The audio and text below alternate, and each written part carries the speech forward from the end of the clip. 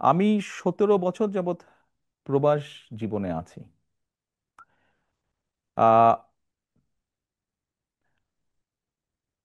111-এর তথাকথিত 111 সরকারের সময় যেই শারীরিক নির্যাতন আমার উপরে হয়েছিল, তারপরে চিকিৎসার জন্য আমি এই দেশে আসি।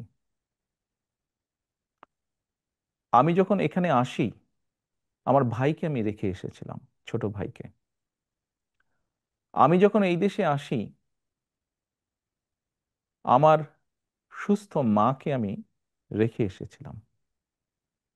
একটি ঘর রেখে এসেছিলাম, যেই ঘরে আমি এবং আমার ছোট ভাই বড় হয়েছি, যেই ঘরে আমার বাবার স্মৃতি ছিল, যেই ঘরে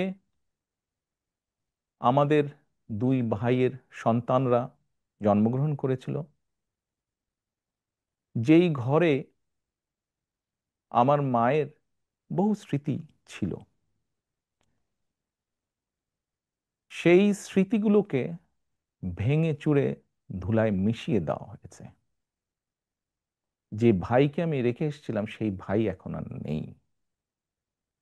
যেই সুস্থ মাকে রেখে এসেছিলাম, সেই সুস্থ মা এখন সুস্থ নেই। শুধু অসুস্থই নন, ওনার উপরে মানসিক এবং শারীরিক নির্যাতনও করা হয়েছে।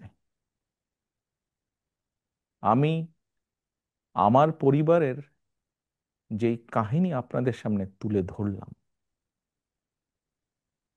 এটিকে আপনারা কাহিনী বলুন বা সংগ্রাম বলুন, যেটাই বলুন না কেন, এটি শুধু আমার কাহিনী না বা আমার পরিবারের কাহিনী না। এরকম কাহিনী বাংলাদেশের শত না, হাজার হাজার পরিবারের, বা যেই পরিবারের বাবা, যেই পরিবারের ভাই, যে পরিবারের স্বামী, তার ঘরবাড়ি ধ্বংস করে দেওয়া হয়েছে, হ্যান্ডকাফ পরা অবস্থায় হাসপাতালের বারান্দায় মারা গিয়েছে, তা না হলে হ্যান্ডকাফ পরা অবস্থায় জেলের ভিতরে মারা গিয়েছে, সহায় সম্পত্তি ধ্বংস করে দেওয়া হয়েছে। এই সকল অন্যায়, এই সকল হত্যা, এই সকল নির্যাতনের জন্য যারা দায়ী, যারা এসবের হুকুম দিয়েছে, তাদের প্রত্যেকের বিচার হতে হবে। এটি প্রতিশোধের কোনো বিষয় নয়, এটি ন্যায়ের কথা, এটি আইনের কথা।